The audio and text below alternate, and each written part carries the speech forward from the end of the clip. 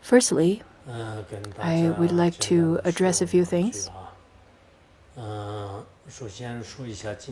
First thing first, I would like to warn you that my internet is not that great today, so anything could happen. Internet could be interrupted at any moment. The staff members need to be very vigilant about it. You need to pay attention and see if and when the internet get interrupted, and you need to deal with that promptly. When you were doing your chantings, I could only hear part of it, or I could only hear the interrupted sound of your chanting. From what I notice, my staff members over here are rather not that anxious. They're smiling, maybe smile of anxiety. I don't know about that. Anyhow, it shouldn't be too big of a problem, but you should be prepared for it. Secondly, we should be able to finish this teaching today, the benefits of the Vajra Guru Mantra. Tomorrow is Sunday, and I think Monday, Tuesday, and Wednesday we won't have classes. And if we do, I will ask the Khenpos and Khenpos to pass down the information. This is an announcement about the time in terms of the content of our next class. Initially, I thought to start our class on the Shrangama Sutra or some of those unfinished classes, but then I thought maybe I should give the teachings on a text as composed by Chakmay Rinpoche on the benefits of using prayer wheels. We had not taught or studied this particular text.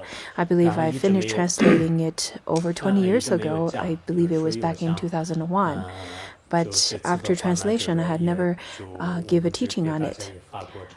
Now that I've gifted and you've bought some prayer wheels this time, the Tibetan Lamas and Jomos, in fact, received those prayer wheels as a gift from me, but a majority of you, in fact, I had to pay for it. But you only pay for about 30% of it. Majority of the fee was covered over here.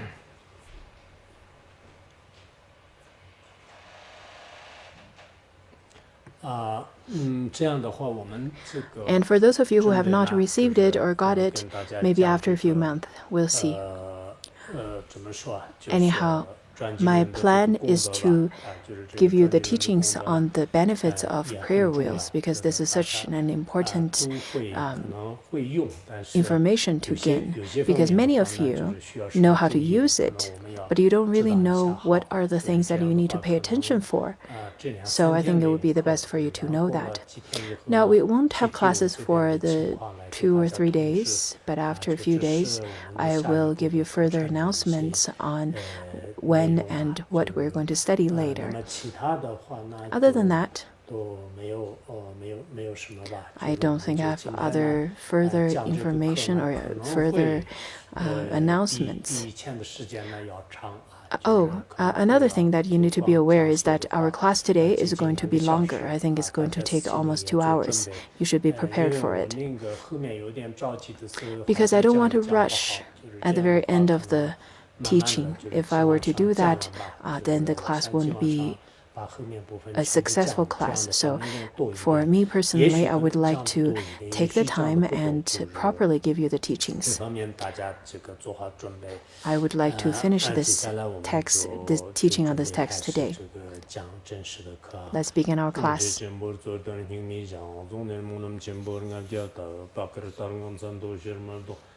Tomba tukje chan la ki shom tsara ne chen ro tse ngi jang kan sa ja hor tu ki shen da ye la man ji me pan zo ja la so ran u gong ji to ban po ro xin ji lo bu shang shen shen wei miao fa bai qian wan ji nan zao yi wo jin jian wei de shu zhe yan jie ru la zhen shi yi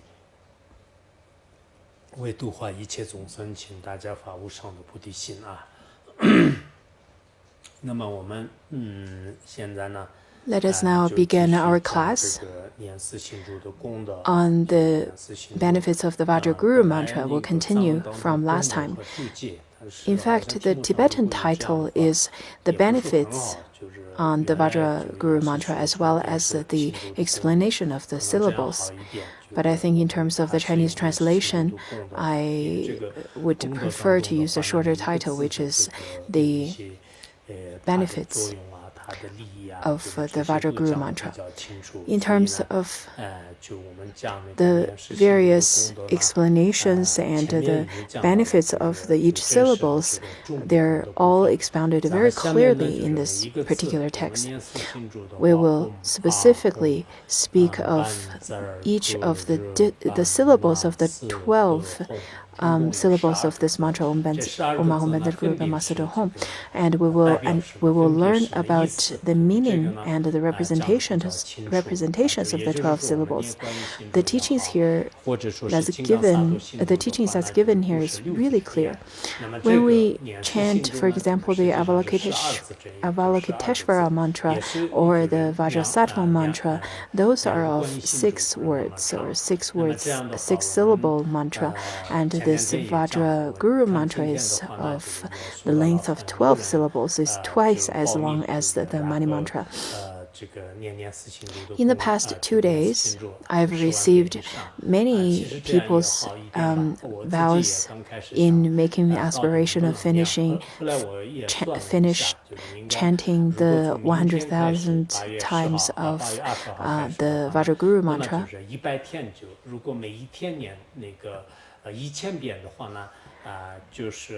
At the beginning of making aspiration, I myself was a little bit doubtful whether I would be able to finish it.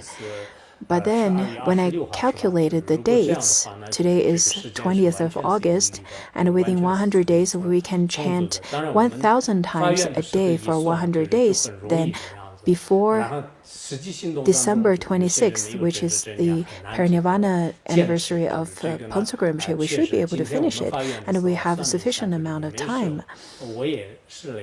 There are people, in fact, it's easy to make aspiration, but it's difficult to put that into actions, isn't it?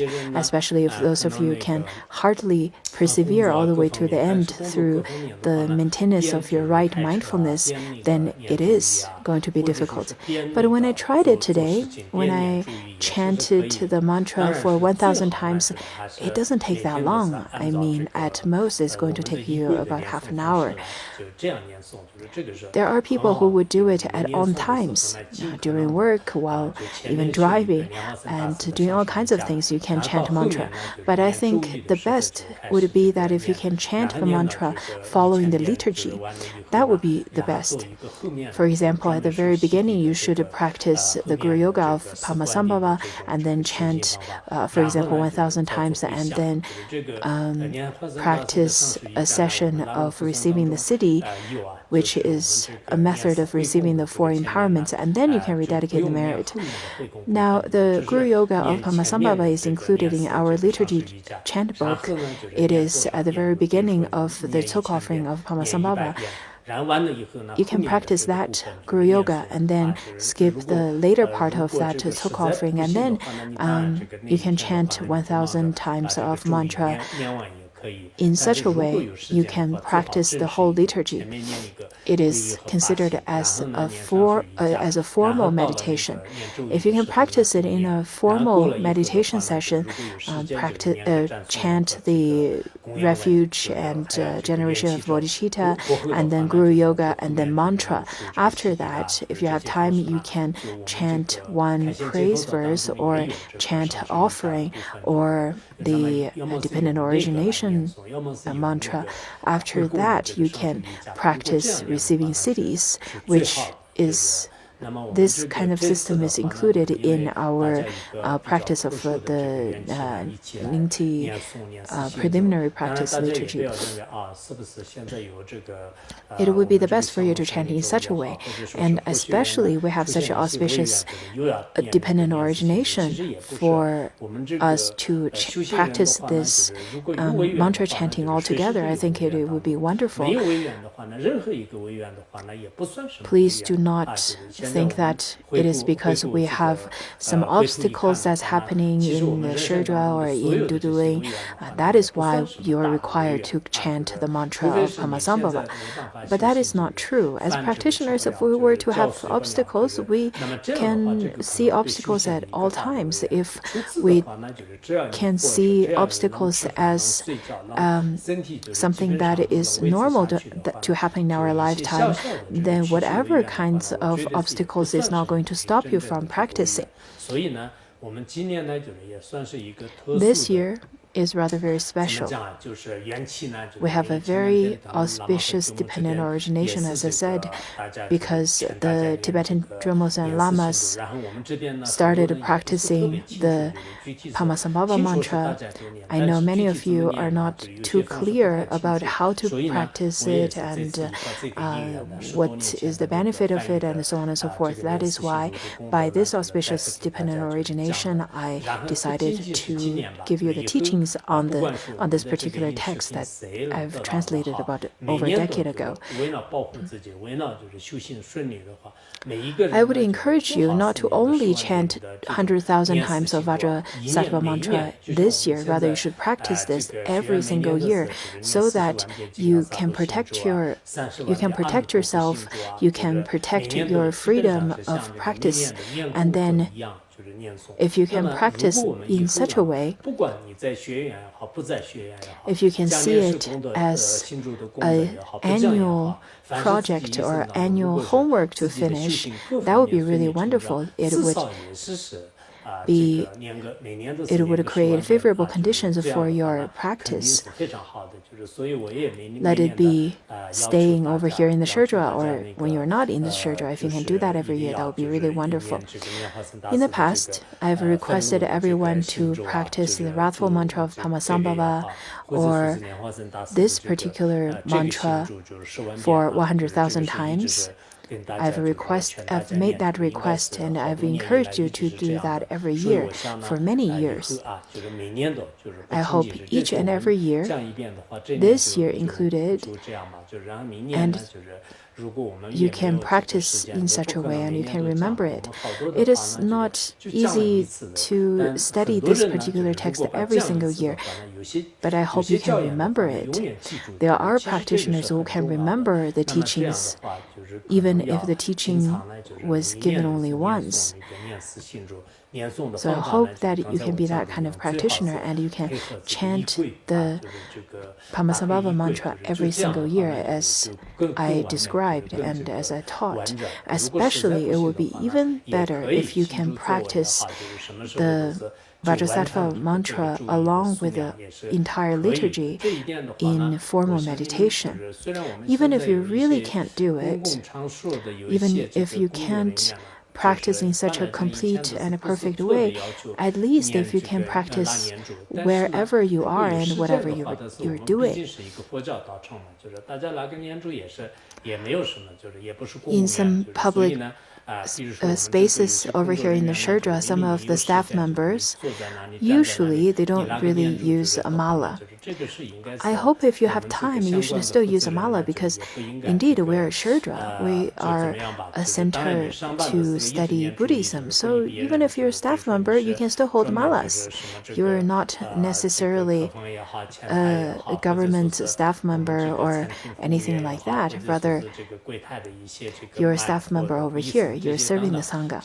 While you're standing, sitting, you should just use a mantra. You should just use the mala to chant the mantras. That being said, you should not go to the other extreme where you would only chant the mantras but not attending your customers, not working on your post such as the receptionist or the concierge or the servers in the restaurants and so on and so forth. You should not neglect your work. It is that only when you have a little time you should practice with your mala.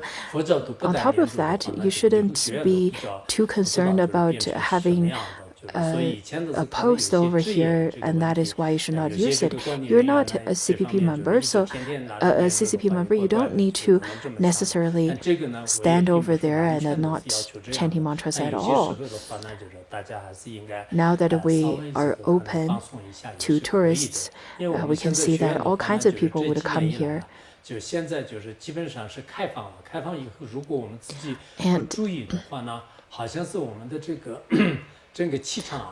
if we ourselves, the members over here as well as the staff members over here, do not pay close attention to the whole energy in this valley, then it could change.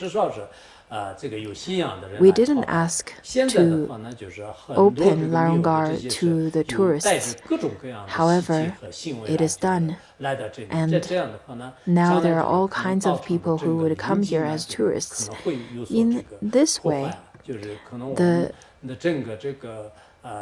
quiet environment of the Sherdra could be disrupted. And if we were to be influenced by such distraction, if we were not to hold our mind with right mindfulness or to protect our mind, then such a beautiful and quiet center would change.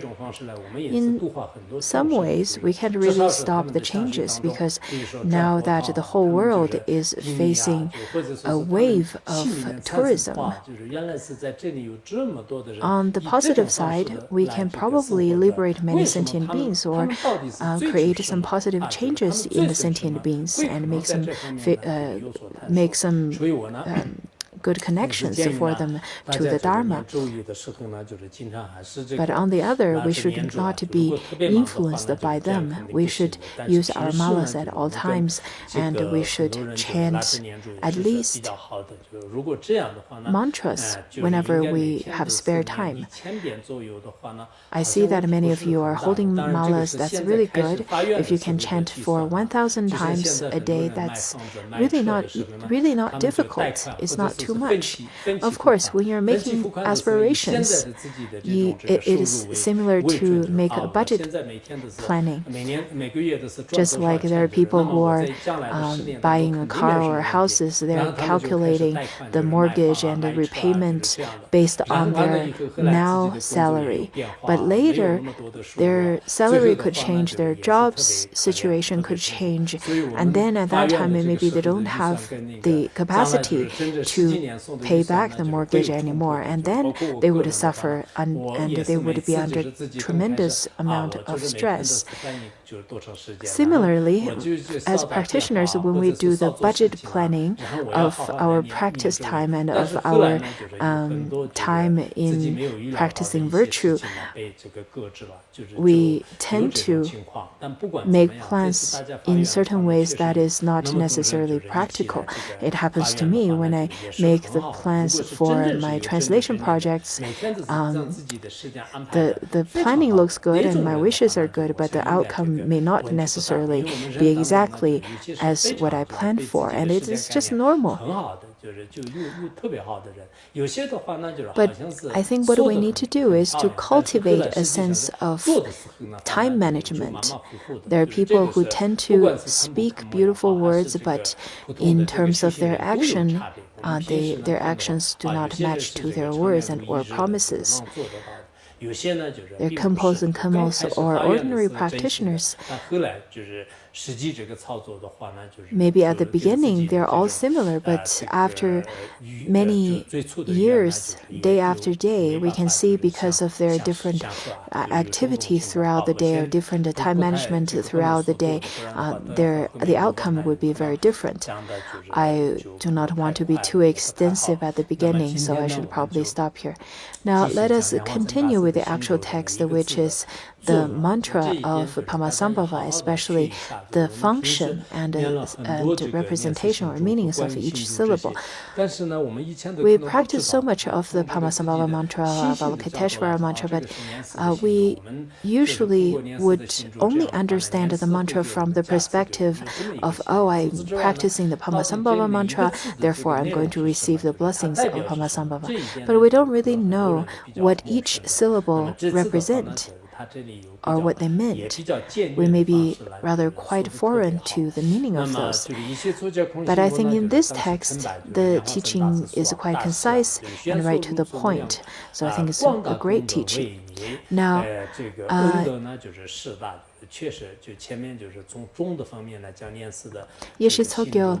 Dakini Yeshitsogyo asked Padmasambhava, saying that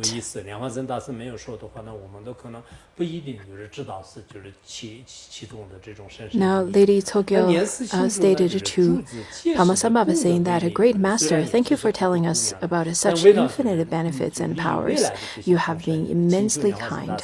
Although the explanation of the benefits and powers of the syllables of Guru Padma's mantra is unfathomable, for the sake of sentient beings in the future, I humbly ask you to give us a brief description, she asked. Now, there are immense power within each of the syllable of Padmasambhava, but without your explanation, we won't be able to understand it. So I humbly ask you, in order to benefit the sentient beings of the future, would you please give us a concise and a brief explanation?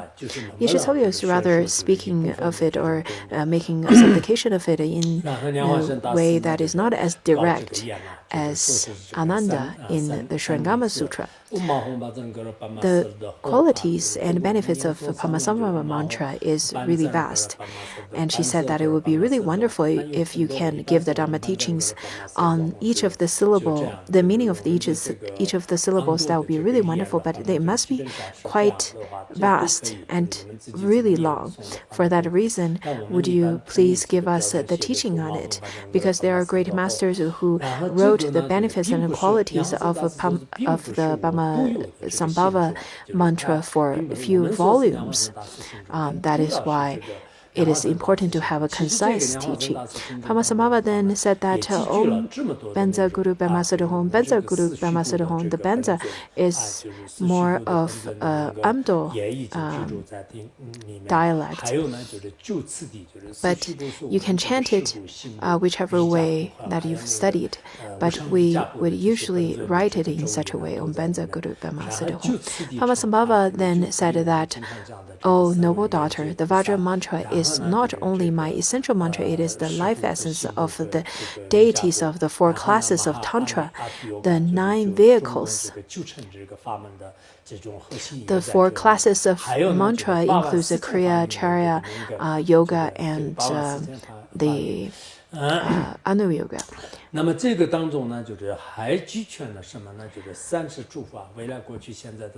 Also, the mantra represents the 9 yanas as well. The 9 yana includes the Shravaka yana, the Pratika Buddha yana, the Bodhisattva yana, Kriya Charya, and then Yoga, and then Maha Anu Ati, and Maha Ati Yoga. Maha Anu Adi Yoga. These 9 yanas, this is the core of the 9 vehicles. Also, the 84,000 aspects of the Dharma and so on, the heart essence of all the Buddhas of the 3 times, the lamas, deities, dakinis, Dharma protectors, and the like is encompassed by this mantra. The reason for this is as follows. Listen well and hold this in your heart. Recite this mantra, write it, tell it to sentient beings in the future. When we are studying it, we can see that this is rather a very condensed version of the teaching, and this is an explanation with rather very condensed meaning, a condensed explanation. People may wonder, well, out of the 12 syllables, since all of these teachings within Tantra as well as all of the 84,000 Dharma doors is included, then do I need to chant any other mantras? Can I just chant the Padmasambhava mantra then? Well, you could, but sometimes because of people's different capacity and their there are different inclinations. There are different inclinations to different aspects of the Dharma. That is why there are people who would more lean towards the Avalokiteshvara mantra or the Vajrasattva mantra and so on and so forth. There are people who would say that, well, I can just chant the Amitabha mantra because it has so much great merits. And there are people who would say that I can chant so-and-so mantra, it would be good enough for me. Of course, all of these mantras would be sufficient to the beings who made close connections to them, auspicious connections to them. In fact, the teachings that's given by Shakyamuni Buddha can be summarized into 3 short sentences. Do not practice vice, practice all virtue, and purify one's own mind. This is the teaching by all the Buddhas. So if you can practice virtue, not practice vice, and tame your own mind, this is the teaching that is taught by all the Buddhas. But does that mean that you do not need to listen to the 84,000 Dharma doors? It is not necessary, because everyone's capacity and their foundations and their inclinations are very different. Though that we can say that theoretically, we don't need to necessarily listen to other teachings, but it is not necessarily that everyone would be able to be tamed by simply one teaching. That is why over here, Padmasambhava says that I'm going to give you teachings on it, and I hope that you can listen to it closely, listen to it with attentive attention. Now, when you are looking at the mantras, you can write it, you can recite it, and you can even chisel it on the rock. In such a way, people would be able to make connections to this mantra. When I was little, I made lots of auspicious connections to Padmasambhava mantra as well as Mani mantra. So I used to write it as well as chisel it on the rock. I tend to do that at all times whenever I have time. And then at the very front of the gate of Doma Monastery, because Doma Monastery has an auspicious connection to the Good Aeon Sutra, that is why I specifically make sure that we have a whole pile of Mani rocks chiseled with the Mani mantra as well as the Padmasambhava mantra. I have great devotion to the Padmasambhava mantra and the Avalokiteshvara mantra. I've made some very special connections to these 2 mantras. There are some stories with the 2 pieces of Mani mantra carving on rocks that's being placed right in front of the gate of Doma Monastery. I don't think I will tell you the story. I don't know if I'll ever tell you the story of it, but I definitely had a very special connection to these 2 particular carvings of Mani mantra. In Tibet, we have lots of chiseled rocks. Some of those are carved by others, and some of them are spontaneously manifested. The ones that's chiseled on the rocks, there are the ones that's been blessed or consecrated by great masters, lamas, and monastics. There are all kinds of the Mani mantra rocks. For people without faith, they probably don't believe it. But whatever it may be, Padmasambhava said that he specifically gave teachings to the sentient beings in future generation. That is why we're studying on this Padmasambhava mantra. Those of you who believe it, I don't need to convince you, and for those of you who don't believe it, I don't need to convince you either, because it is not to be convinced. trust or belief is something that is lacking in this world. Even within a family, people would argue over whether you believe in me or not, especially when it comes to love relationships. The spouses would constantly argue over whether you trust me or not, isn't it? So I think in terms of having faith or trust in the power of Padmasambhava mantra, the belief or the understanding sometimes is beyond our conceptual mind. And there are different levels of blessings and powers. For those people without faith, if you don't believe it, I understand it, because we have different. We grew up in different environments, in different educational backgrounds, and we carry different baggages of our past karma.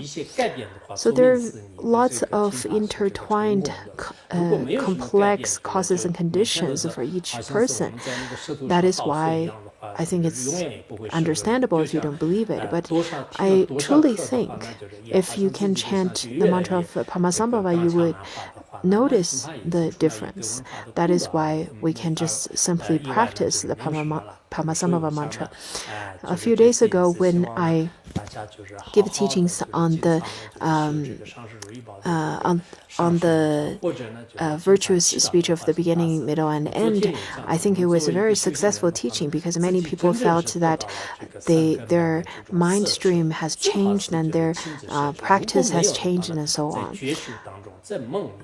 Especially, many of you have developed faith to the Mani mantra, to the Avalokiteshvara mantra, especially because we studied the Liberation Sutra of Liberation as well as the Baskets Display Sutra, and it was very successful. If your mind has changed because of that, then your mind stream has been moistened or has been nourished by these teachings. Otherwise, if these teachings are not taken into your practice, and you can only become more stubborn. This time, other than listening to the benefits of the Padmasambhava mantra, I really hope that each of you could carry this teaching to your practice so that you can truly gain benefits and truly gain the blessings of the three roots. Even if not face to face, sometimes the insights and experiences could arise in your dreams. And you can be more in sync with the deity. If we can wholeheartedly pray and supplicate to the deity, then for lifetimes we will not generate any wrong views. If we were to practice in such a way, we can have great powers in benefiting sentient beings and propagate the Dharma. You can truly carry those experiences rather than only listening to the theories. If you practice wholeheartedly on the, for example, 7-line prayer and so on, if you were to practice with faith, then insights and experiences would naturally arise, and the deity would naturally take care of you, to grant blessings to you, and that is absolutely going to happen. Just like the moon in the space, it will be reflected in the different vessels that's on the ground. Doesn't matter how many vessels that you have in the ground that contains clear water, it will reflect the moon. Similarly, if we were to supplicate wholeheartedly, then we would definitely be able to receive the benefits of the deities. When we studied the view of Vajrayana in the Gyuragarbha Tantra, where it says that let it be the mantra itself or the sound of Padmasambhava or whatever kinds of mantra you're thinking of, in fact, they are no different than the deity. If we can practice in such a way, if we uphold such a supreme view that is of equanimity and purity, is non-dual, then Padmasambhava will come to you. Just as how a child at times of calling the mother, they would naturally show up. Mipa Rinpoche quoted from a teaching saying that if we were to chant with melodious sound of the 7-line prayer, then Padmasambhava would travel all the way from the origin Pure Land and arrive right in front of you, just like how when a child calls the mother. This example or this metaphor is quite vivid. Anyhow, it really depends on each and every one of yours connection. If you really truly can't generate any faith, I think you need to practice confession so that maybe you will make auspicious connections. Now let's look at Om Mahom Benza Guru Master Home, out of which Om Mahom is the body, speech, and mind's mantra of the Buddhas of the 3 times. This is quoted in the benefits of the 100 mantras composed by Mipa Rinpoche. The very first mantra that he talked about was Om Mahom. This particular benefits or teachings on the benefits is also quoted. It was quoted from the text called the Tantra of Condensed Meaning, as well as Gyalasa Madra Tantra, as well as the Kapje Tantra. Many tantras, in fact, has the teachings of that. Om Mahom is really important. By chanting it, it could burn the... Because Om Mahom is the wisdom seed of the body, speech, and mind. By relying on the wisdom fire of Om Mahom, it could burn out the seeds of the 6 realms within our mind. So the power and the quality is really great. Now let's look at the meaning of this particular mantra. Vajra is the supreme essence of the Vajra family.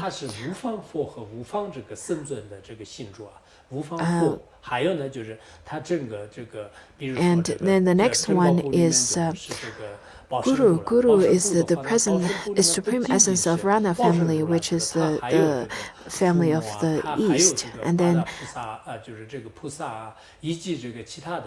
of the East is the Vajra family. And then the Ratna family is of the South. Then in terms of Padma is the Padma family, and the Padma family is of the West. The Karma family is of the north, which is represented over here through Siddhi. Home is the supreme essence of the Buddha family that is in the center. Om Mahom Benza Guru Master Home, in fact, it is the mantra of the 5 Buddha families as well as the 5 Buddhas. The 5 Buddhas, for example, Padmasambhava, and the Buddhas as well as the female Buddhas, the protectors and retinues, all gathered over here.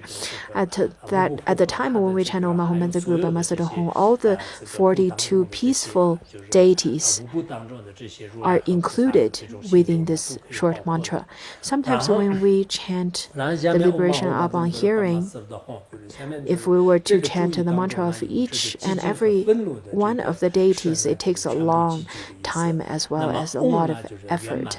But if we can chant this short mantra, then all the Buddhas of the 5 Buddha families, the Buddhas of the 5 Buddha families, and the retinues and so on, and their mantras are included in this short mantra. In this mantra, Om Mahom Benza Guru Master Home has all the different kayas of the 5 Buddha families. Om is the complete Sambhava kaya of the 5 Buddha families. I is the complete unchanging Dharma kaya. Hom is the complete Nirmana kaya, Guru Rinpoche. Now it has the Dharma kaya, Sambhava kaya, and Nirmana kaya, the 3 bodies, the 3 kayas.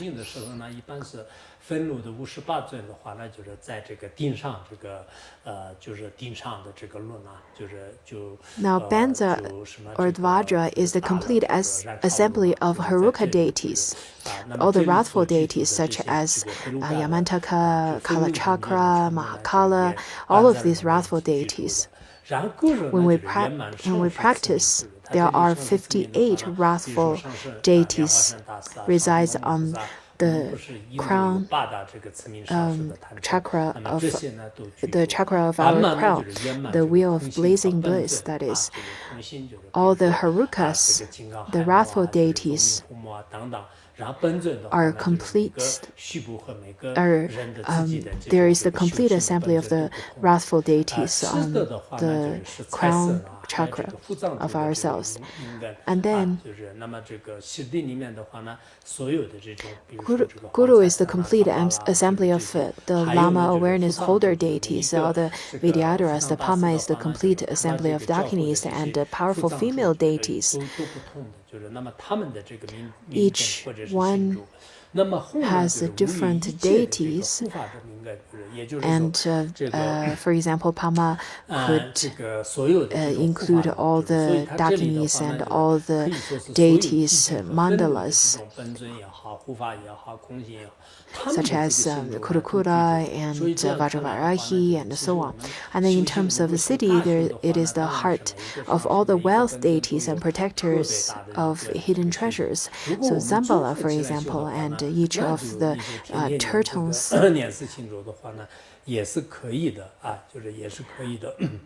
they would hide their treasures. So that is city. And then in terms of home, that is the heart of each of the every Dharma protector. If we were to practice each of the deities, of the peaceful and wrathful deities, each of them could have a very extensive practice, and you probably don't have enough time to practice that. But if you want to practice them all together, then we can practice the Padmasambhava mantra, then that would be fine. Om Ahom Benza Guru Bama Om Ahom is the heart of the three classes of Tantra. The three classes of Tantra, or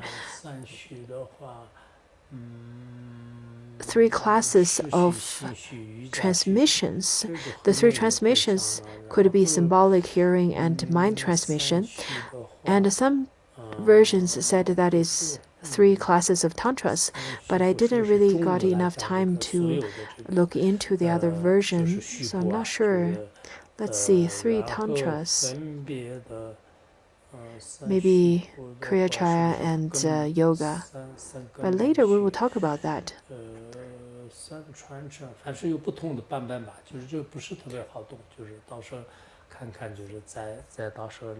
Maybe it's a general explanation of the tantras.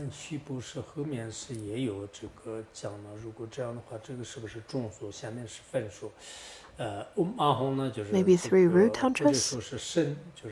Three transmissions? Well, there are different versions of it.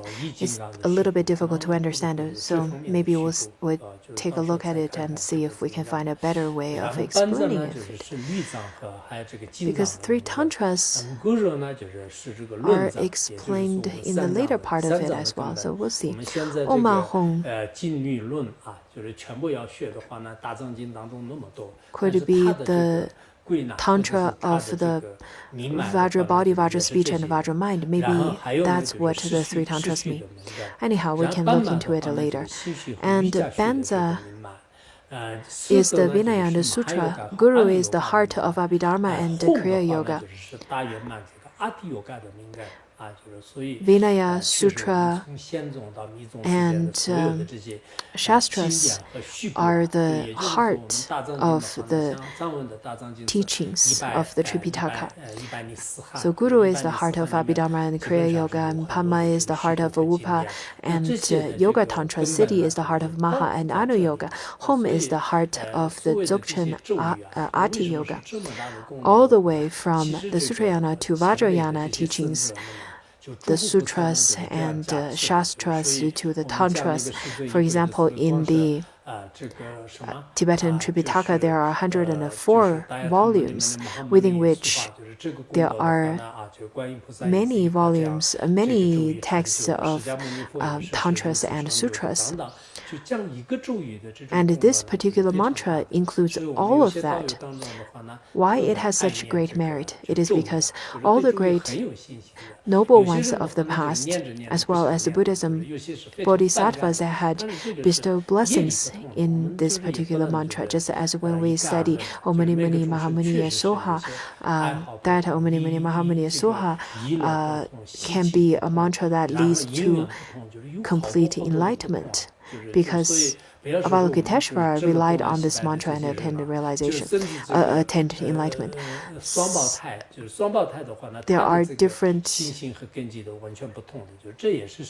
There are Sangha members of different dispositions where some may prefer to chant mantras and have great faith to mantras, and some rather not.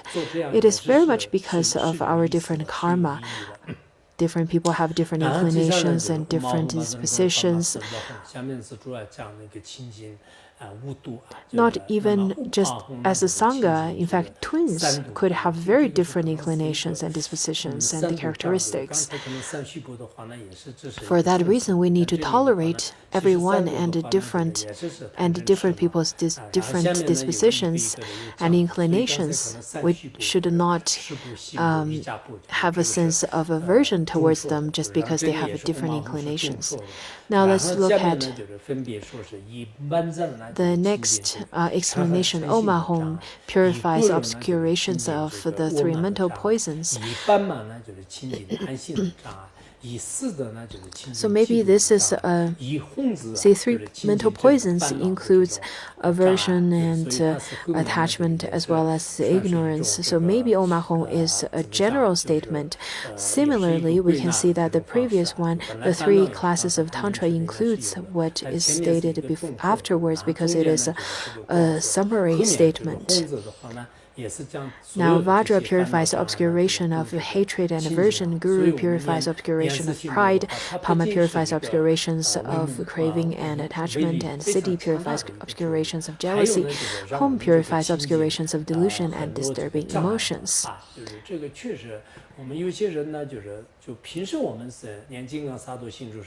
It seems that the first line, the Om Ahom, is a general statement, and then there's an extensive explanation in between, and then Home is another summary to summarize the meaning of this particular way of understanding it.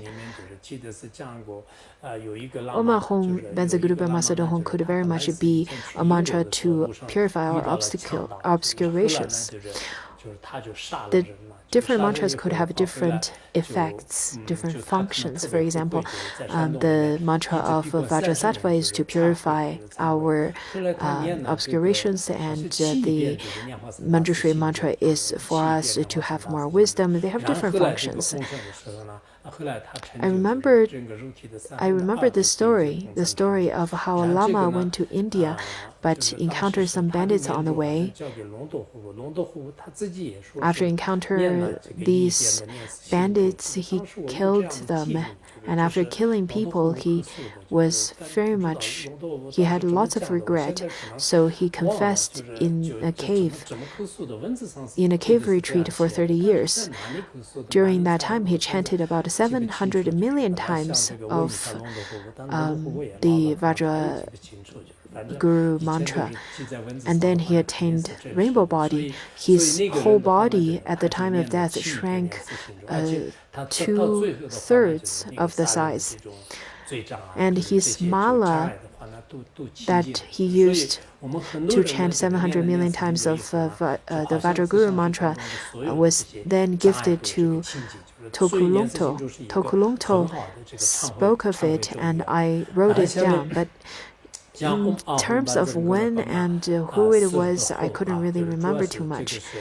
But it was written down, it's been recorded. For sure, it was correct and it was genuine, true. Anyhow, that person, after chanting 700 million times of Vajra Guru Mantra, he purified all of his obstacles, purified all of his negative karma, even negative karma of killing people. For that reason, we should see Vajra Guru Mantra as a great way to practice confession as well. And then the next one is Om Mahom grants the attainment of the three kayas. Vajra grants the attainment of mirror-like wisdom. Guru grants the attainment of the wisdom of equanimity. Padma grants the attainment of the wisdom of discernment. Siddhi grants the attainment of all accomplishing wisdom. Home grants the attainment of all that stems from primordial wisdom.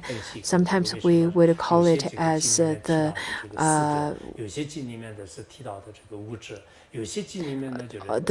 omniscient wisdom. Sometimes we will call it as the primordial wisdom, because primordial wisdom is the root or the foundation of all the other four wisdoms. Sometimes we speak of the primordial wisdom, or sometimes not. We've spoke and studied it in the adornment of the Mahayana Sutra Shastra. When we discussed why sometimes we speak of the four wisdoms, sometimes the five. Anyhow, by chanting the Om Ahom Vajra Guru Mantra, you can attain three kayas and the five wisdoms. This is a mantra that would be best practiced if you want to review the wisdom, the innate wisdom. If you feel that the wisdom of three kayas and five wisdom is not sufficient, then you are simply saying that the Buddha doesn't have wisdom, because this is the wisdom of the Buddha. Now the next one says, Om Ahom Vajra Guru Mantra could subdue all the maras. With Om Ahom, you can subdue the gods, spirits, and human beings. Sometimes the human beings could transform into Mara and female Maras and so on. Sometimes within the God realm, the celestial beings could turn into Maras as well. Through Om Ahom, one would be able to subdue the gods, spirits, and human beings. Vajra conquers the Gandharvas and the fire spirits. When we have fire of houses or forests and so on, those are because that we had irritated the fire gods, fire spirits. Now, maybe because of the global warming, the fire spirits could come up at any times, could be irritated at any times. On one hand, we should chant the Vajra Guru Mantra. On the other hand, we should be very cautious and vigilant with our own behavior and activities as well, especially within the Shudra. We need to be extra careful. Our structures and our residence, I hope that you can be very careful. On one hand, we do need to chant the Vajra Guru Mantra, the mantra, but on the other, simply only rely on the mantra, but not caring about all kinds of possible conditions that could induce fire is definitely not workable either. Of course, there are great qualities and benefits to the mantra, but we have to be careful of our actions as well. Now we have some of the houses, we need to be careful of the things that is easy to get burnt, especially when it's a public building. The other day I went to a monastery and I noticed that all the fire routes were closed.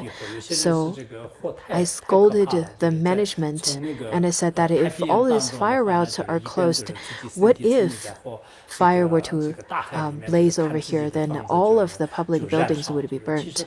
It would be very dangerous.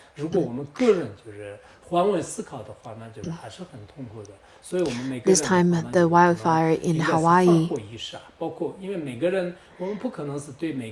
forced people to even jump into Pacific Ocean in order to run away from fire. And some people stood in the Pacific Ocean and look at their houses burned down to ashes. When we look at the scenes like that, we ourselves, if we can put ourselves into the shoes of the other person who's suffering from it, we can feel the pain. So learning from that, from their experiences, we need to be very careful with fire. In the past, with the blessings of the three jewels, nothing too drastic happened over here. But I really hope that all of the female practitioners, especially around the female practitioners' districts, you need to be extra careful as the houses are quite dense. The residents are very dense over here. You need to pay attention, and if a fire were to blaze at mid of the night, do you know a route to escape? You need to think about that. The fire spirits can be irritated very easily. Sometimes when we burn something, and sometimes when we did something inappropriate, those spirits can be irritated right away. When we had some fire incidents in the Sherdra previously, some of those fires happened out of very strange reasons, really. When I was in school, I just remember this story. When I was in school, I believe there was once that our dorm room was on fire, and then the president came to me and scolded me for it, and saying that, why didn't you pay attention? I said I was being very, very vigilant about this, but I think it must be some irritation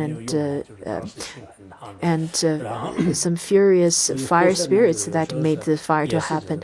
And then the president was even more upset with me because I was speaking something that is considered as superstitious back then. It was indeed my fault because I was reading with candlelight. But the fire, after the fire was put out, one of my best, in fact, my best clothes, my best jacket was burnt. That was my only coat I really liked. Anyhow, now the next one is Om Banda Guru Bama Sada Hong. Now Om and Hong, with the Guru, the syllable Guru conquers the Lord of Death and demonic spirits, and Padma conquers the harmful water gods and spirits who reign over the mind. City conquers the powerful demons who haunt mountain ranges and passes. Now, in terms of the city, sometimes it is stated as yakshas, and some of the versions says that it says that to subdue Ishvaras, and some versions says that it is to conquer the powers of the spirits of earth, or the local earth deities.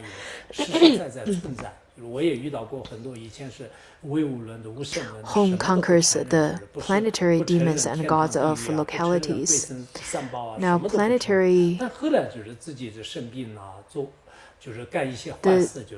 unfavored planetary movements, or different kinds of not fitting with those movements, it could happen as well. On one hand, I think it's important for those atheists to recognize that the spirits and maras, they do exist. I've encountered some atheists. At the beginning, they were firm atheists. They don't believe in spirits and ghosts and so on at all. But later, maybe because of their own illness, and maybe because of various experiences, or even in dreams, or even in their illusions, they finally recognized it. In Tibet, we say that wherever you would go, especially when when it's a dangerous place and consider somewhere that's dangerous where people had died around that particular area, then we would chant the Vajra Guru the Vajra mantra. Not only in Tibet, back in 2020, a few years ago in Foxconn, the factory that manufactures iPhones and so on, in that factory, 13 people committed suicide from jumping off the building, and they all jump off the same building at the same location. So for those kinds of incidents with lots of coincidence, we can say we don't really see things that is happening. We only see things that has happened.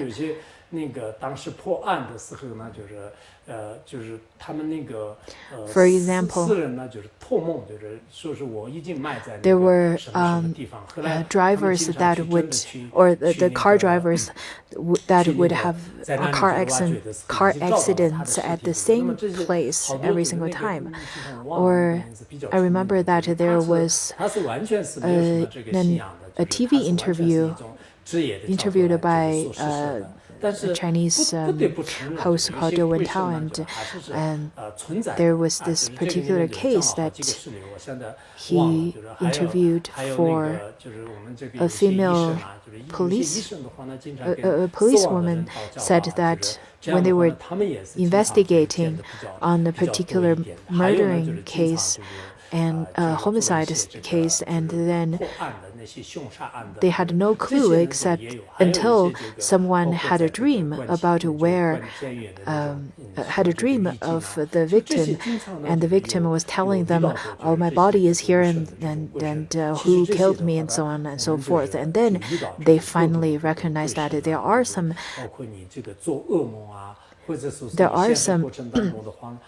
incidents that cannot be explained.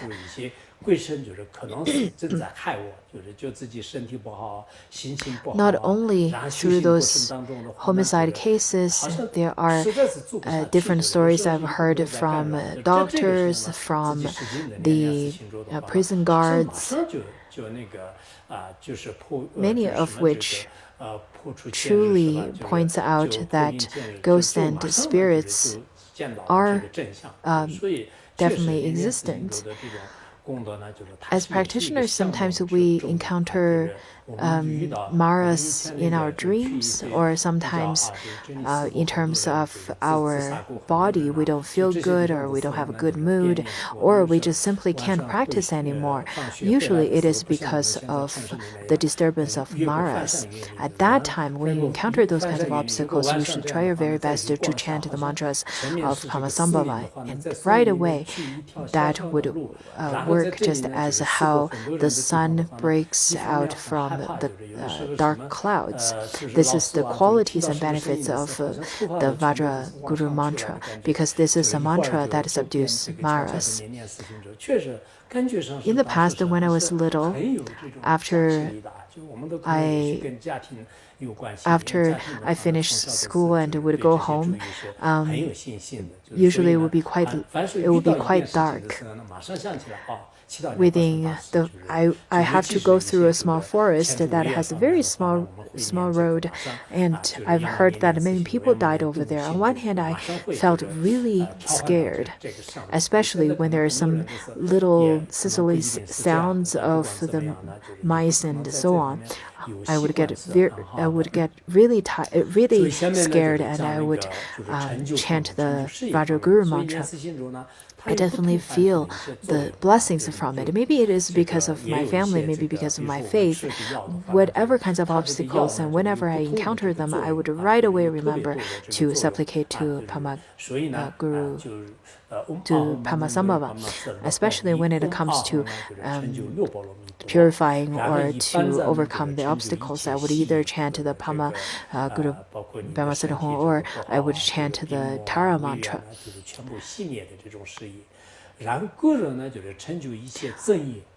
The different mantras has different effects, just as different medicine has different functions. Now, Om Mahom Vajra Guru Mantra Hom, by Om Mahom, the 6 transcendent perfections are accomplished. By Vajra, all peaceful activities are accomplished. That is to pacify all the peaceful activities, to pacify all the, for example, the maras of illness, of obstacles, and so on. And then by Guru, all enriching activities are accomplished. And if you feel rather quite weak and you want to have more energy and all power, then you should chant Om Mahom Vajra Guru Mantra Hom. Lots of the abroad centers, they have a different way of chanting the mantra. Sometimes it could be rather wrathful, sometimes quite peaceful and very, very graceful, and some sounds rather very much like the water streams. And Benma is to accomplish all kinds of magnetizing activities, to be free from the controls of human and non-human beings. City is all enlightened activities are accomplished, and by home, all wrathful activities are accomplished. Now, the wrathful activities has to be practiced with compassion.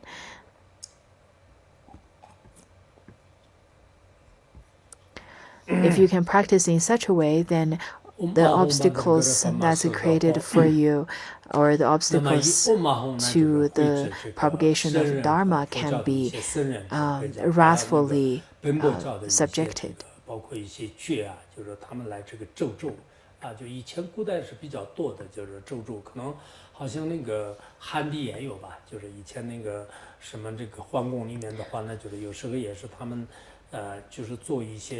Well, Om Mahom Vajra Guru Mantra Hom, Om Mahom averts the dagger sorcery of Buddhists and Bopans. The Boon tradition, especially when the daggers of the Boon tradition sometimes are used as a sorcery or as a ritual for curses. I think in the mainland tradition, sometimes we see that in a movie there are people who would perform those curse rituals. They would use some needles to pierce the little mannequins that they made that resembles the person that they want to curse, almost like a voodoo doll. In some very ancient religions, those rituals for curses are quite common. In terms of Tibetan Buddhist tradition, there are all kinds of rituals that averts those rituals or those curses. Especially the most commonly used one is through the practice of the Heart Sutra. But I didn't see this in the mainland tradition. Rather, I saw that only in the Tibetan Buddhist tradition.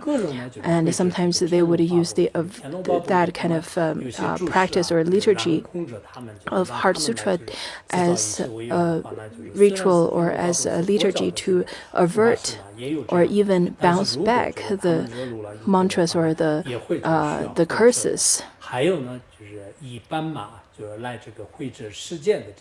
And then Vajra averts the harmful powers of the wisdom deities. Guru averts the harmful powers of the 8 classes of gods and demons, of the Nagas, of the 8 classes of Nagas, that is. Sometimes the 8 classes of Nagas are the protectors, but sometimes if they're irritated, they could also create obstacles. With the Padma, it averts the powerful harmful powers of worldly gods and spirits. Siddhi averts the harmful powers of nagas and gods of localities. And home averts the harmful powers of all the three, the gods, demons, and human beings. There are all various kinds of ways of curses and placing negative power on harmful power onto others. Well, there are different ways of doing so, but we don't really like to speak of it because the kind of practitioners that are very good at practicing, they won't do it, and the people who are not good at practicing the Dharma, they want to do it, and that would create harm for themselves as well as others. In the past, there are different kinds of shamans that would perform rituals and chant different liturgies and so on. But as Buddhists, especially Buddhists of Mahayana, we would not use different curses to place harmful power over them. And sometimes whenever we encounter certain rishis and rishis of the non-Buddhist schools, we do not need to be afraid of them.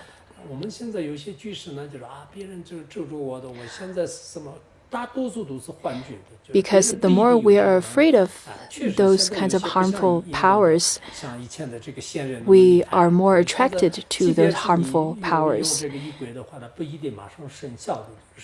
Though sometimes the people are not cursing you or placing any harmful powers over you, but there are people that hallucinate over how others would do it. Majority of the stories or things that I've heard from the lay practitioners are like so.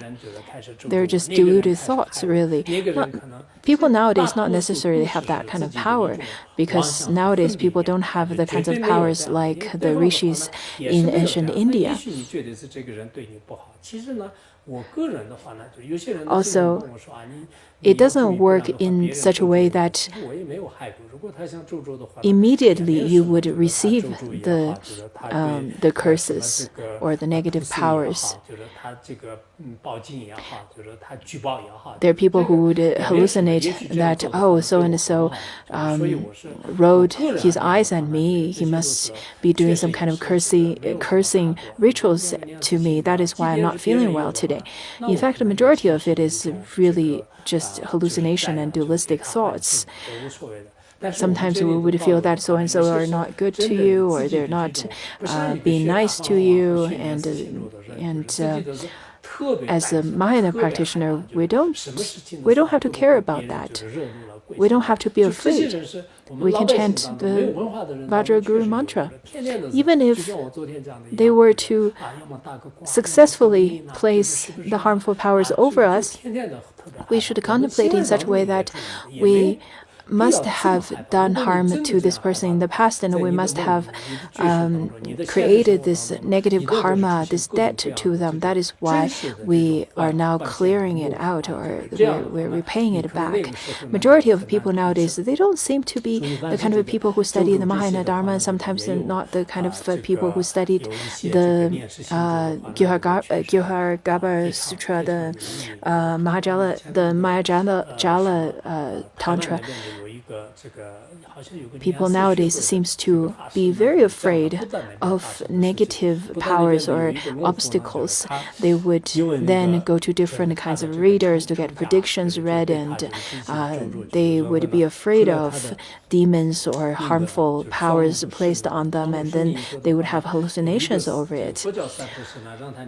If you're people like that, then I think you should practice more of the Padmasambhava mantra. I once heard of the story, some Dharma teacher from the Padmasambhava study center from Taiwan. He said that there was once a farmer who lived in Bhutan.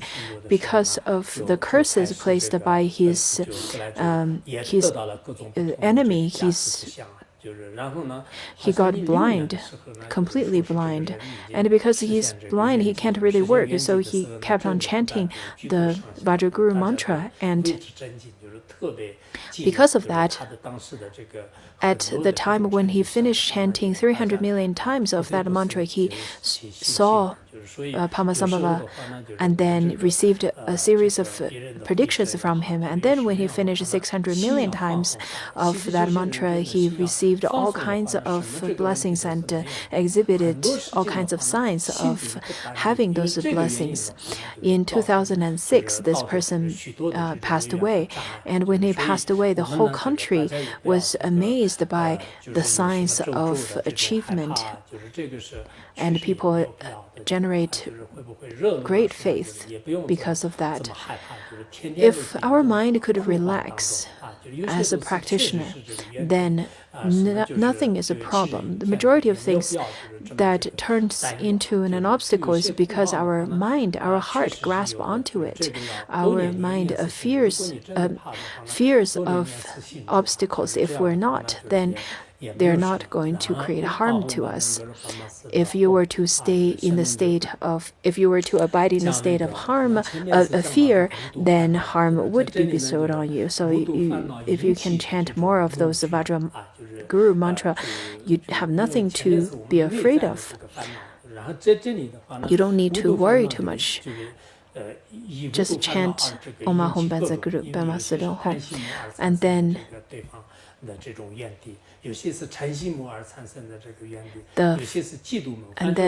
the 5 poisons. Om Ahom crushes the forces of the 5 poisons. The previous part talks about the inner poisons, and then here it talks about the 5 poisons, the forces of 5 poisons that would create all kinds of enemies of Maras. For example, some of the forces of Maras are created by hatred and aversion, some by pride, and so on and so forth. There are different kinds of forces of Maras. If you, at times of chanting Om Ahom, it crushes the forces of the 5 poisons. And the way we should see it is that all the external Maras are the Maras that's projected by our own inner poisons. Now, Vajra crushes the forces of hatred and aversion. There are all kinds of conflicts nowadays, conflicts among countries or among people or even among Sangha, the Sangha members. And then because of those hatred and aversion, it calls for the forces of Mara. With Guru, it crushes the force of pride, and Padma crushes the forces of craving and attachment. Siddhi crushes the force of jealousy. Hum crushes the force of gods, demons, and humans.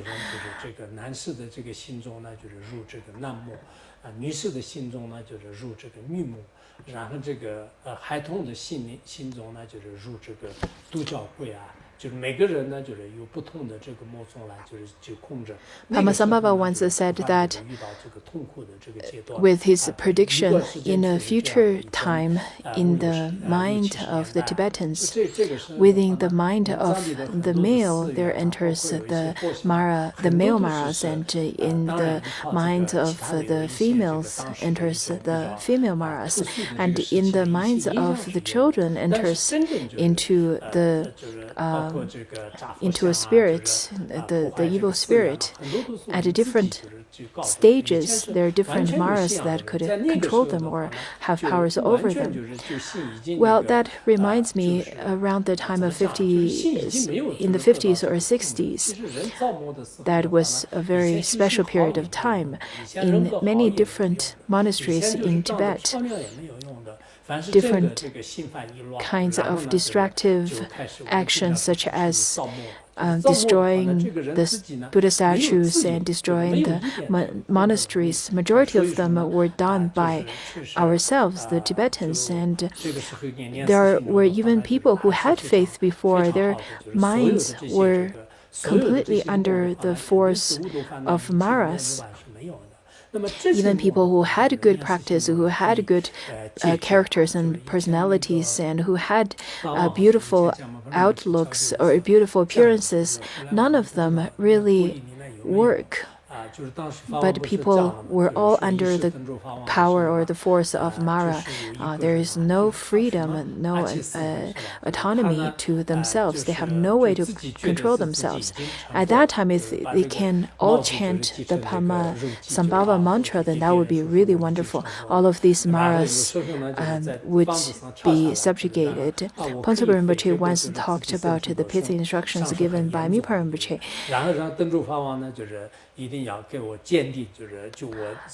Around the time of the first Dudrum Rinpoche, there was a person who said he had already attained full enlightenment. His name was Sodargye Sangye, and he said that he had already attained full enlightenment and told everyone that he was a Buddha.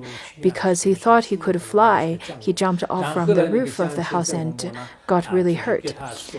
And then later, the first Dudrum Rinpoche told him that, well, you didn't attain realization, rather you are deluded right now, you have confused thoughts.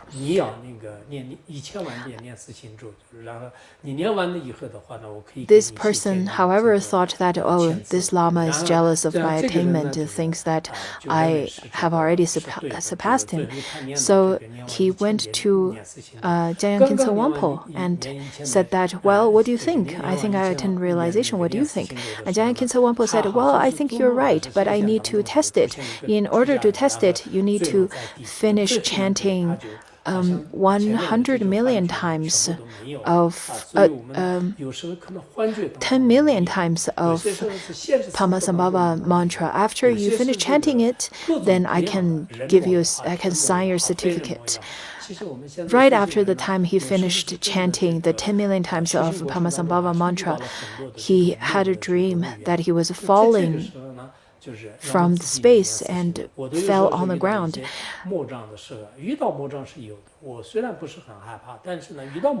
Rather, a monastic in his dream fell on the ground, and after that he had no delusion that he was completely enlightened. So in our daily life, in the worldly life, or in the practitioner's life, we encounter all kinds of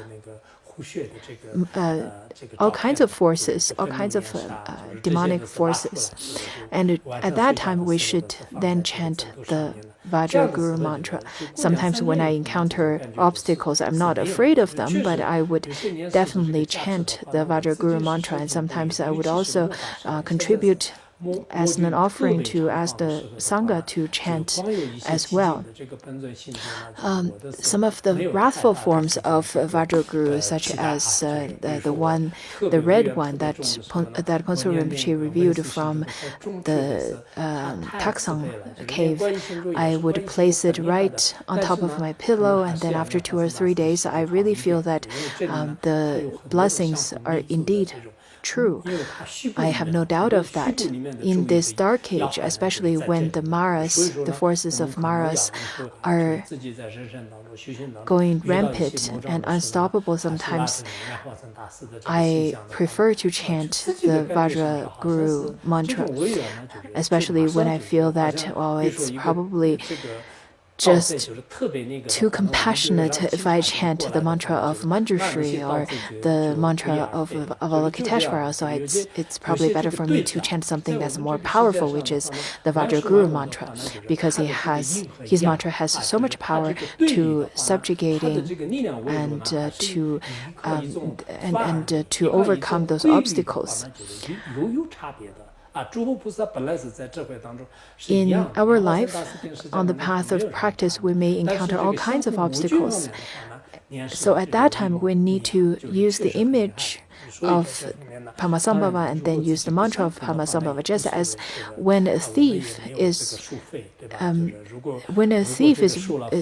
stealing, if we were to have the police over, then the thief would definitely run away.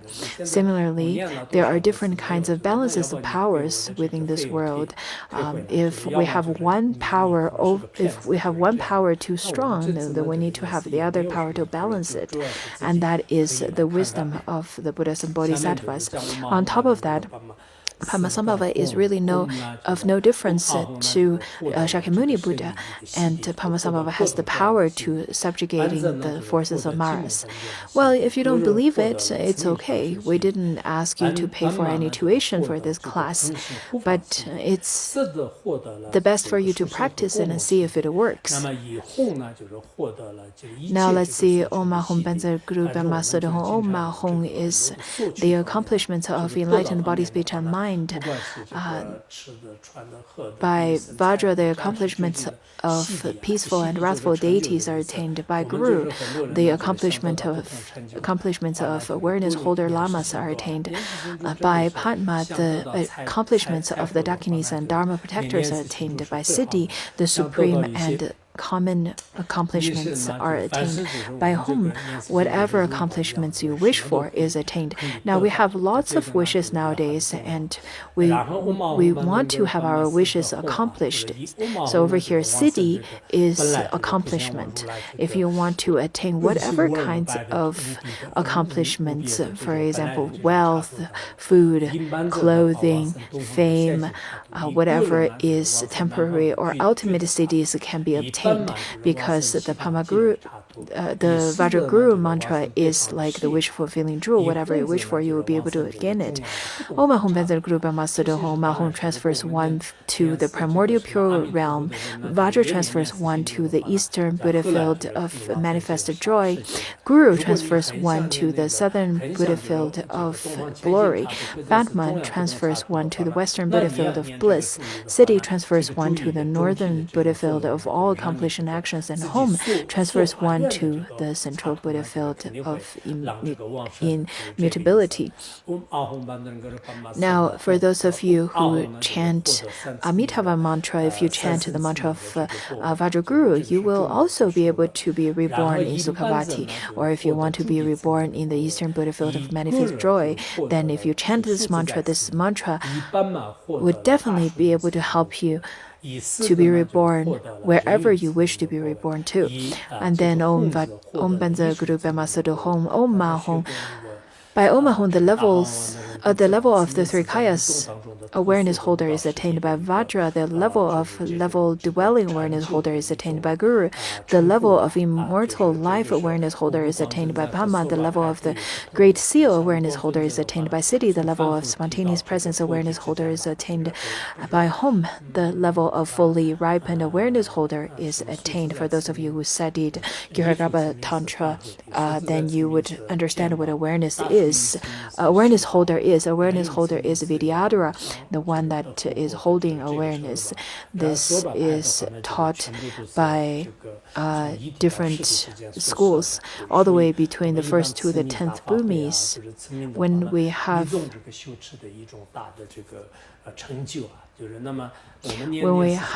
the Vidyadhara Dharma assembly, there are the practices that we have to specifically practice to attain such realization. Now, in terms of the immortal life awareness holder, that is of the there are different levels of it, or different levels of it that could be attained. For example, the fruition of such Vidyadhara is awareness holder is of the mundane, and then there is the path of seeing, and then path of practice, and so on. Now, Om Mahom Benzer Guru Bema Sodahom. If you were to recite once, the Vajra Guru Mantra will grant you a physical body and entry into this world. Any sentient being who sees, hears, or thinks the mantra will definitely be established among the ranks of the male and female awareness holders. If we can practice altogether the mantra, then such merit would be so vast. For example, we talked about how the qualities and merits of taking refuge is vast, and then such qualities and merits of generating aspiration is difficult to be contained in this world. Similarly, the merits of chanting mantras is completely unfathomable, that cannot be filled in this world. And then the infallible, this is taught by the infallible Vajra Guru Mantra, is the word of truth. If what you wish for does not happen as I have promised, I, Padma, have deceived sentient beings. Absurd. Whatever the Vajra Guru had stated, Padmasambhava had stated, is the speech of truth. He would not deceive the sentient beings. Padmasambhava says that I speak only the truth, and I would not deceive sentient beings. I have not deceived you. It will happen just as I've promised. That is why the later generation, that is us, we need to practice what Padmasambhava had taught. We need to practice the mantra of Padmasambhava. I really hope many of you, I know that you want to chant, I know many of you who would chant 10 million times of mantras every year. Some of the lay practitioners are indeed very good. So this time I really wish that I can encourage you more to chant the mantra of Padmasambhava. Some of the Dharma practitioners, our fellow Sangha members, would chant 108 times of Padmasambhava mantra and continuously chant it for 12 or 20 years even. Some would chant 21 times of the 100 syllabus mantra, and some would chant other mantras. In fact, if you can chant 1,000 times every day, 100 times every day for 100 days, you would accumulate over 10,000 or 100,000. On the first day of 2023, I posted a weblog and said that I wish that there would be people who can chant 108 times of Vajra Guru Mantra along with me, because the merit would be great.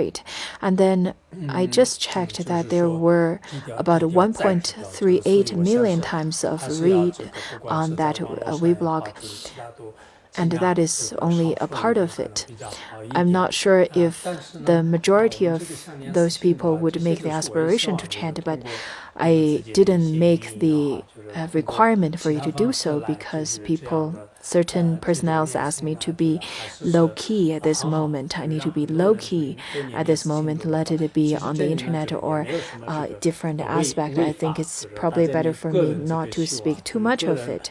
However, the Padmasambhava mantra, I really hope that through your own language or through other methods, if you can chant it, that would be really beneficial. That would be really wonderful, and many people would be benefited greatly through chanting this. There is nothing that violates the law by asking you to chant it or practice it. Well, simply spreading this teaching, or simply spreading or encourage others to chant this, there is nothing that is illicit about it. So you can try to encourage others to chant this mantra. In fact, this Padmasambhava mantra, I hope that you can chant it, and you can, through various ways, to chant it. Not only that, if you can make prayer flags with this mantra and put it on the top of mountains, then through wind, this mantra would be able to benefit sentient beings everywhere as well. Now that in many places, in order to protect the environment, it is not allowed to hang those prayer flags everywhere. Also, I hope that the fellow Sanghas over here, you don't hang those prayer flags everywhere around your house, because in that way, according to the Tibetan tradition or the customs, it is considered that you have died. That is why all the prayer flags are around your house. So it is the best to put it somewhere that is clean, not on metals, not on the ground, not around the side of the bridge. because there would be different, or the underneath the bridge, because underneath the bridge, that means the different beings would step on top of the flags or on top of the mantra. That is not appropriate. There are great merits and qualities in terms of placing or handles of prayer flags, but it is not very convenient to do that nowadays. It's not convenient to handle the prayer flags, not convenient to release life. It is not convenient to practice smoke offering and so on and so forth. All of these things used to be the kinds of virtuous deeds I really enjoy doing, but because of different regulations, it is not convenient to practice them, to do them anymore. However, when we look at other phenomena in this world, in the society, if you want to create negative deeds, everything is convenient. Anyhow, we should not stop doing virtuous deeds just because they're not convenient. Other than that, in Tibet, we can see there are chiseled money rocks. The rocks that has mantras chiseled on them. Sometimes it's the money mantra, sometimes the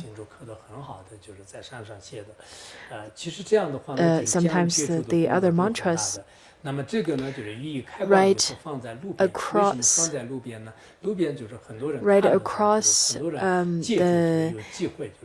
Larungar over here on the mountains, there are some Tibetan money mantra heaps of those money mantra rocks, and they form letters. That is, Ijino praying to Ponsogor Rinpoche.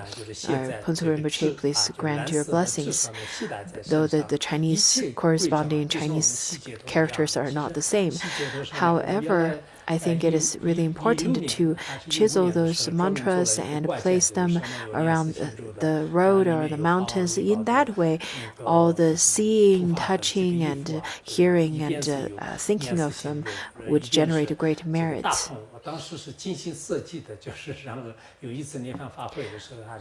If you can carry the mantra with you at all times, that will be even better. Now that we have the liberation upon touching, and then through touching or through through touching, and then if you put this mantra written on a blue paper with gold ink, and have that in your liberation through touch amulet or little bag, that would be really helpful. Back in 2016 or 2015, we made a really beautiful amulet that has both of the Padmasambhava mantra as well as the hair and clothing of Ponsogor Rinpoche. That was made with lots of effort and thought. A lot of thoughts were put into it. If a person were to wear it at all the time, and at time of death, this particular mantra, you don't necessarily have to take it away from the body. You can keep it. In that way, this person would be able to be born in Sukhavati. If you can write the mantra of Vajra Guru, the quality is really great. So I really hope that you can write it more. Now that we don't have many people would write it, but if you can print it, that's also really wonderful.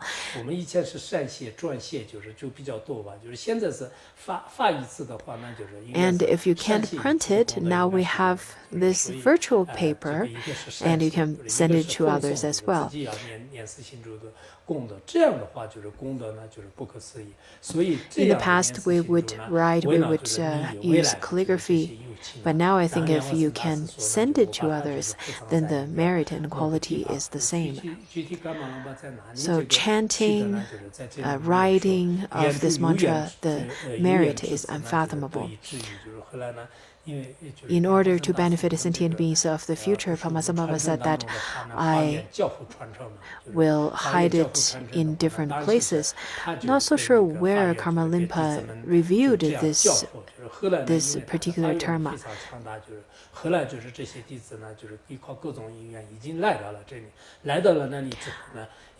Well, in the lineage, we usually would say that, well, it is the best. The benefit of writing, reading, and reciting Vajra Guru Mantra are immeasurable. For the benefit of sentient beings in the future, write this down and conceal it. May this meet with those of the fortune and merit, Samaya. For those with wrong views, this is sealed to secrecy and it is entrusted to those with pure Samaya. This was brought forth by Karma Rinpa and copied down from a golden scroll. Through various kinds of merits and connect the causes and conditions, finally this particular terma was reviewed. Unlike the turtle nowadays, they would use various kinds of mundane tools to discover or review terma. In fact, back then, those termas are reviewed in a different way. Sometimes they are concealed in the wisdom realm, and sometimes the turtles would be able to remember the stories or remember the teachings given by Padmasambhava exactly as how he gave it. This is really by relying on the power of causes and conditions or of dependent origination. Well, some people asked whether my book of the memoir when Pansuk Rinpoche went to India and Nepal was a terma. I said, well, it is not considered as a terma because it hasn't been for that long yet. It is in this lifetime, but not after many lifetimes. However, indeed, I remembered many of the things that happened back then through certain causes and conditions. I, for example, had an old calendar, and through that, I remembered many things. 1995, we went to different places and I asked Khenpo Tsotrem Lodro whether he kept some calendar so that maybe that would be helpful to remember some of the things that had happened back then. In 1995, we went to Singapore, Malaysia, Hong Kong. A few of us, those of us who went to India, on top of that, also Khenpo Tsotrem Lodro went there with us. When Pansuk Rinpoche traveled abroad 3 times, I went with him for all those 3 times. And now I have already completed the memoir of traveling with him for the previous 2 times. Somehow, though the trip to Malaysia and Singapore is much closer to the timeline now, but it's very vague for both myself and Khenpo Tsotrem Lodro. I only remembered Khenpo Tsotrem Lodro and I were around the seaside and we were joking. Other things were rather quite blurry. We went to Kuala Lumpur, the capital of Malaysia. We were invited by a Karma Kagyu Center as well as the Dharma Center in Singapore, where Pansuk Rinpoche taught the Maha'ati teaching of Manjushri as well as self-liberation of equality composed by Longchenpa. It lasted for about a month. I think it should be an easy project for me to finish. If I have causes and conditions, I would love to finish that.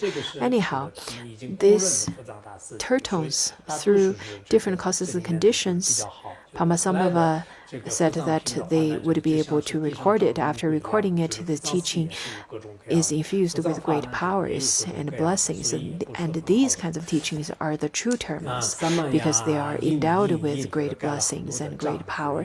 When we study and practice terma, it would be the best for us to practice the ones that's already included in Rinchen Zong.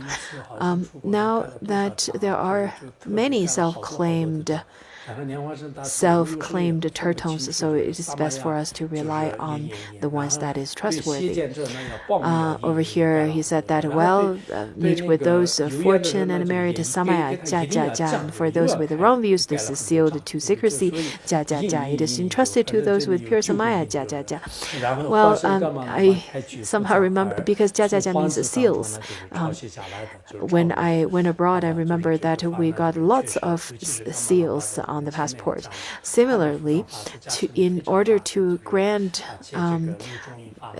them to read or make connections, those fortunate disciples has the seals to read it, and for the ones that has wrong views, this is sealed to secrecy, and then seal. This particular text was reviewed by Karma Limpa, and his termas indeed has great blessings, including the 6 Bardo teachings, which is widely propagated. So later, I really hope that you can practice some of the 6 Bardo teachings, especially for those of you who have already finished your Nongzho practices. So in the future, I would like to provide maybe some audios or videos because I've already finished giving teachings of the 6 Bardos for 10 years. Now, please supplicate to Karma Limpa and practice this termas, because the causes and conditions are indeed really wonderful, and I'm happy that we've already completed this teaching. Now I hope you can chant the Vajra Guru Mantra constantly, and later whenever we have more causes and conditions, we will have more teachings on it as well, because the merit and qualities of Vajra Guru Mantra is indeed very vast and profound. It's been many years because it was translated back in 2009 on August 26th, and today is on the 19th of August. It's been many years, and today let us make the dedication of merit together.